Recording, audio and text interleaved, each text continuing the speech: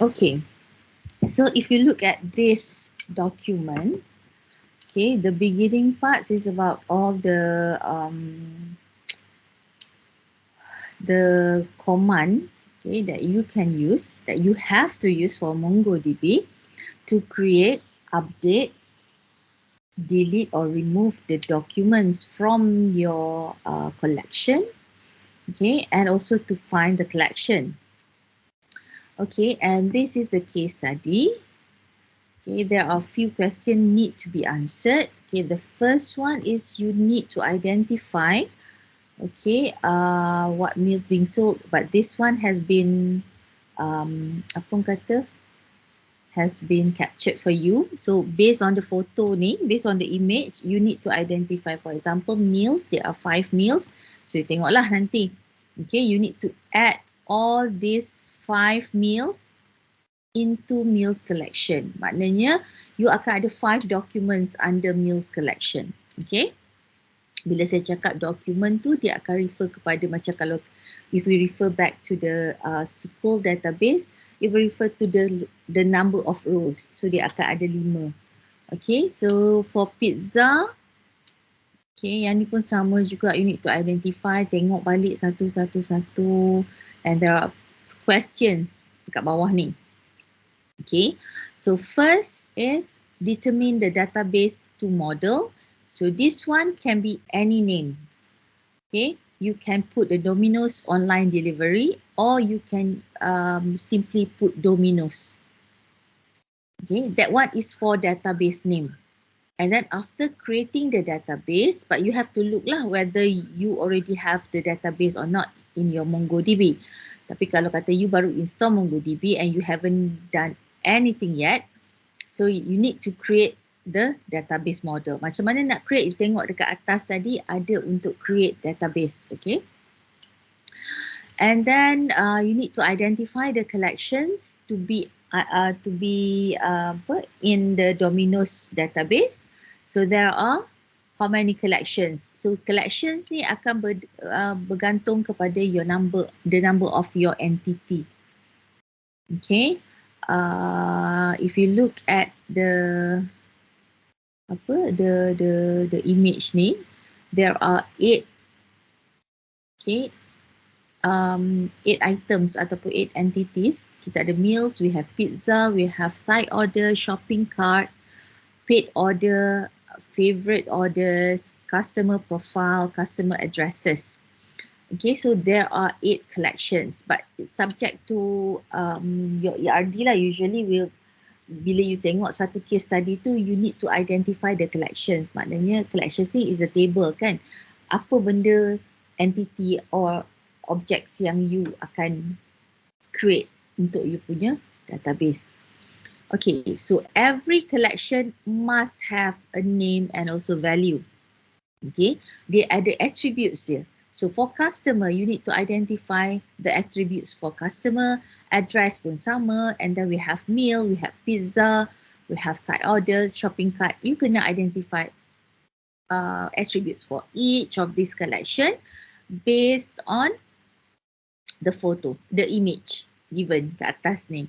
Kalau tak diberi, then you can create your own lah.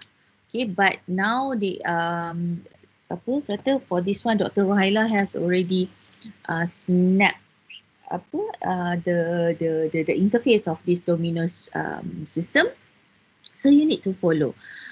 Okay, tapi dekat sini dia dah bagilah, dia dah bagi guidance dekat you all. What are the attributes, what are the names for every collection. And we can see there is a section for volatility and also relationship. Okay, so you can identify, okay, why you need to identify the relationship? It's because of this will help you to identify which kind of document you want to do. Okay, it's either referencing or embedding. Sebab kita dah belajar hari tu, kalau one to one, apa yang okay, one to many, which one, and also many to many, apa, what kind of document, apa bentuk dokumen yang you akan boleh guna. Sebab dia kena ada is either you nak buat referencing ke, you nak buat embedding ke kan. Tengok pada keperluan and tengok juga pada relationship. Okay. So volatility is the speed of change. So you can see here, ini tak semestinya satu dua ni tapi you kena go through lah every collections tu or every attributes in the collections, apa dia punya volatility. For example, for customer, okay, these are the details that need to be key in during registration. Okay, bila dia nak register for Domino's punya website, dia kena ada Domino's account. So these are the details. So if we can see that volatility is 0. Why 0? Because usually we would change our email, password, jarang-jarang sangat lah kan kita nak ni, unless kalau you lupa password, that one is another story. But usually we will keep the password remain macam mana yang waktu mula-mula you register. And then the title of the customer, first name, last name memang tak berubah. That's why 00000. Sama juga mobile number or secondary mobile number. Okay. And for address, we have nickname, address and state. Okay. Ini boleh satu because you can change your nickname tapi jarang-jarang berlaku. Okay, address pun sama because one customer can have more than one address, and also state. Kalau dia pindah, then dia boleh tukar dia punya state juga. Okay, so meals, name, item set and the price also save. Okay, kalau you nampak kat sini name and item set, volatility is 0. Price and save, the volatilities are 1. Okay, name and item set ni kenapa 0? Because whenever they create the meal set, benda tu macam fix. Dia takkan boleh berubah. Okay, nama dia akan tetap samalah sampai bila-bila, but the price can be changed. Okay, sebab kalau kata dia ada perubahan sikit harga, dia akan ubahlah tapi bukan rapid changes. Okay, sama juga macam save. And then save ni macam discount kan kalau you tengok dekat atas. Okay, and then same goes to pizza, name, ingredients, sama juga. Benda tu dia macam fix and cannot be changed, but size and prices can be changed. Depends to the order. Sebab size dia akan ada a few sizes. If you can see in here, where's pizza? Okay, nampak size. Ada 4 sizes. Personal pizza, regular pizza, large pizza and also extra large pizza. That's why size dia 1. Okay. And then the price also 1. Maknanya boleh berubah. The side order, name and price sama juga case macam dekat atas. But in shopping cart, we can see that the volatility for every attributes are 3. Okay, why 3? Because in shopping cart, you can do 3 kind of activities. It's either you want to add, you want to update, or you want to remove. It's not the number of items in the cart, but the activities that user can do.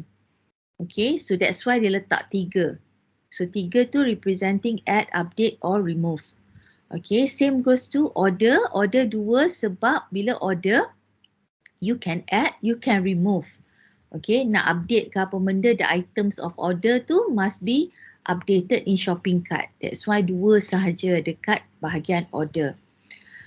And favorite order 1 sebab you hanya boleh add to favorite order. Okay. So hopefully you can understand this, how to determine the volatility of each attribute for this case study. So different case study might have different numbers of volatility. Bergantung pada macam tadilah, maknanya you, nampak tak you kena tengok satu-satu apa benda you kena kreatif lah. Dia tak boleh lah macam ada 5 item madam jadi item 5. Tak boleh. Habis tu kalau kata benda tu akan jadi rapid change lah. Kita bukan nak tengok item tu. Kita nak tengok what kind of activities that people or user, customer can do for that collection. Okay. So this is the example. Okay, this is the example of meals collection. Kalau tengok dekat meals atas ni, sorry saya akan naik atas turun bawah, naik atas turun bawah. Okay, for meals collection there are 5.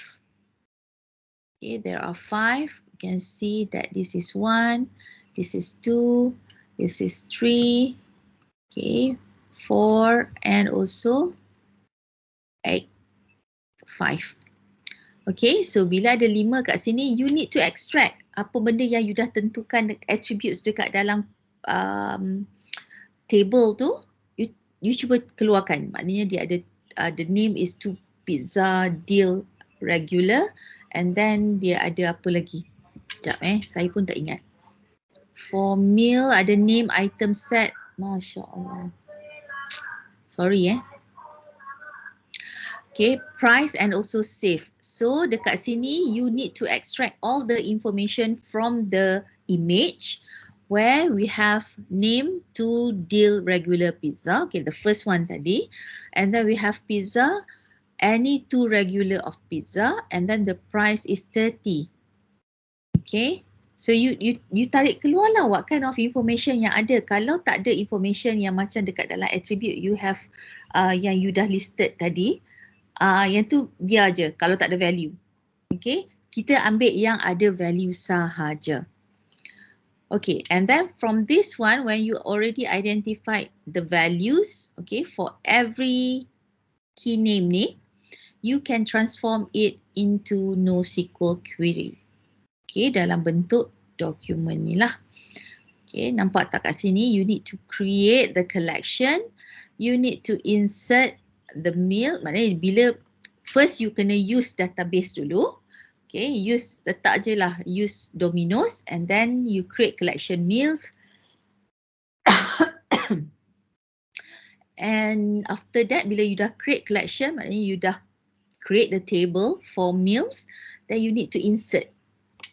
Okay, collection and then you insert ada 5 documents dekat sini. The first one, second, third, fourth and the 5th one. Okay, since kita ada 5 dokumen dekat sini, dia macam stack, macam list kan. So you need to put it inside the square bracket. Okay, ini jangan salah Kalau salah nanti, salah you punya. Mongo akan keluarkan error dekat you. Okay, so jom kita tengok.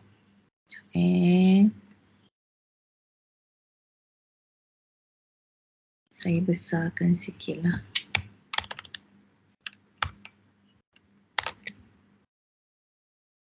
Okay. Okay.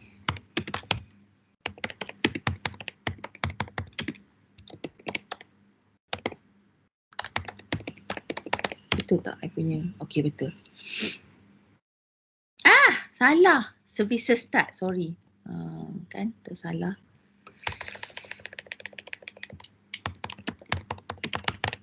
Padahal baru buat semalam, hari ni dah lupa. Alah. Okay, started. Okay, so bila dia dah start, you start services dulu and then I think Windows dia ada slightly different lah kan dia punya command. So kalau kata yang pakai Mac, you boleh follow macam ni.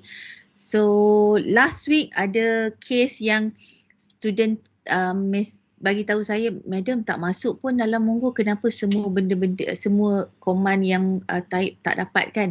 Okay, it's because of you tak masuk dalam Mongo environment. So you type Mongo and dia akan keluar macam ni. Ini bila dia dapat macam ni, maknanya dia dah masuk dalam Mongo punya environment. Okay, so kat sini you boleh show databases. Okay, macam saya punya case ni, I have 2 Domino's. Dia sebab ada 2. Kan, so bolehlah pakai yang mana satu. So kalau kata you nak pakai yang the second one, kalau tak ada lagi you tengoklah you kena buat Domino's. Okay, so dia switch to DB Domino's. Ini maknanya kita nak pakai. Sekejap saya naikkan sikit. Okay, kita nak pakai Domino's punya database. So bila dia kata switch to DB Domino's, then you boleh buat show collections. Kalau you dah ada collection ataupun you nak check saja, you boleh check. Okay, so saya dah ada a few collection for customer pizza size price. Okay, so saya boleh create meal lah. Maknanya dalam ni meal tak ada lagi kan. So kita boleh create meal. So kalau rasa nak tarik pun boleh. Kalau tak nak tarik bolehlah copy. Tapi copy tu at your own risk lah. Kadang-kadang dia ada error. Contoh macam ni. Okay, dia kata illegal character. So you need to ni tengok macam mana ada setengah ini dia kena pakai double quote. Okay. So kalau kata tak ada problem, so dia akan kata okay and one. Maknanya dia dah created satu collection which is meal. So kalau you nak check sama ada dia dah buat belum, marilah kita check ada tak. See, dah ada meals kat dalam ni. Okay, so you can start copy benda-benda ni. Okay, nak copy, kalau nak type pun boleh juga, tak ada masalah. Okay, boleh type. Kita tengok ada problem tak kalau kata, okay. Kalau copy tak ada problem, tak ada you miss apa-apa, then dia akan keluar macam ni lah. Okay, but right results. So you akan dapat benda ni. Kalau you nampak kat sini ada and inserted. Sebab apa kat sini you insert. So dekat and inserted ada 5. Kenapa 5? Sebab we have 5 documents we already insert into kita punya meal collection. Okay. So dia ada 5 dokumen dekat dalam tu. Boleh? Okay. So ini kalau you nak tengok dia print cantik-cantik, dia list all the document, you boleh ambil yang ni. Tapi kod ni macam command ni macam salah sikit. Okay. Sepatutnya find ni ada. Okay, so dia akan list macam ni lah. So you akan tengok. Okay. So dia ada find, bracket, pretty, bracket. Okay. So dia akan keluar macam ni. Boleh So next, bila dah settle untuk meal, you need to go for pizza. Okay, ini semalam ada students yang tanya saya. Dia kata kat sini dia ada macam bagi instructions kan. The pizza collection consists of 4 types of pizza. The collection uses referring document on many-to-many relationship. So you kena pakai referencing lah kat sini. Which is many type of pizza can referring to many types of pizza size. So you might have macam ada yang pakai semalam dia buat dua collection pizza dengan pizza size. Tapi ada juga semalam yang dia buat embed. Dia buat embedding punya dokumen yang mana dia embed the pizza size, dia buat macam list dekat dalam pizza size. Okay, before I forgot pasal ni macam regular extra ni kan. Kalau you nampak kat sini kan, dia ada square bracket. So whenever you have more than one value untuk that particular sama ada documents ataupun values untuk you punya name, you kena letak dalam square bracket. Okay, so dia akan ambil benda tu as a list lah. Okay, kalau you tak, let's say lah this one without let's say kita ambil satu. Okay, let's say just inilah kita tunjuk satu. db.meals.insert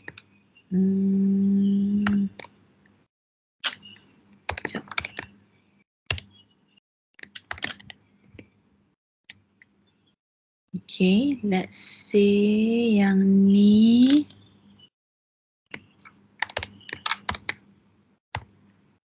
let's say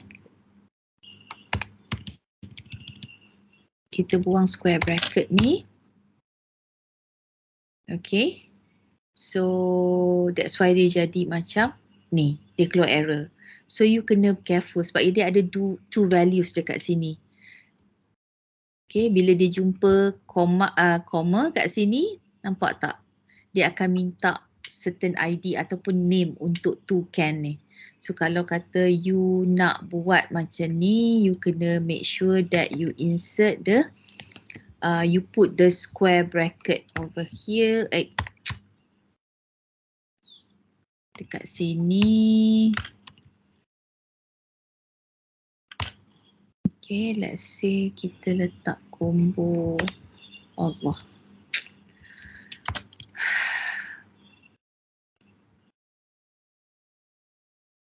Let's say lah we put combo 4. Okay. Then tak ada masalah. Dia insert successfully dekat dalam you punya collection. Okay. So kalau kata you nak find pretty. Then nampak tak combo 4 dah masuk. Okay. So cuba buat benda ni. Ini masuk dalam test You punya first test.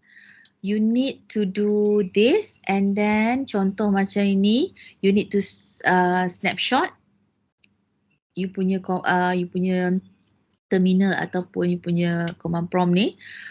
Snapshot dekat bahagian coding you, okay, together with the results and paste dekat dalam words, submit dekat saya waktu test nanti. Okay, so saya akan check based on this. Okay, tak nak buat yang sketch atas words ke apa benda tangan ke, tak nak. Saya nak benda tu being run in MongoDB. Okay, so you need to do this. Jangan copy lah. Okay lah, mungkin saya tak nampak you all copy. Saya tak cakap kata you all akan buat, tapi saya nak pesan siap-siap. Nanti kalau test nanti, saya faham mungkin you rasa macam, tak apalah madam kan tahu kan. Saya tak tahu, Allah tahu. Okay, jangan buat sebab pernah jadi yang kita nampak walaupun student ramai tapi bila saya makin satu-satu. So saya nampak benda tu sama. Impossible lah benda tu boleh macam, faham tak? Bila you macam mana dua otak boleh fikir benda yang sama. Bila you tarik pun sama, space sama, apa semua, everything sama. Okay, kita boleh nampak benda tu. So tolong buat sendiri supaya nanti waktu test nanti you boleh buat. Okay, this is for your own good, bukan untuk saya tapi untuk you all. Kalau kata nanti lara kerja apa semua, kod lah dia orang cakap okay they want to use MongoDB ke for unstructured data, then you already know how to do it. Okay, so you can continue doing the exercise, okay, sampai habis. Create all 8 collections based on the questions in the case study, and then I will give you another case study as a homework lah. So if you have time, boring minggu depan raya, ya saya tahu raya, tapi if you have time, you can try. Else, you can do it after raya, okay, during the week 6. Boleh So boleh cuba buat sekarang. Okay. You all buat tu, saya nak kena analyse you all punya attendance sebab report dah kena bagi dekat HA. Okay, but if you have any question, you just unmute and then just call me. Okay, so please do your work. Let me stop recording.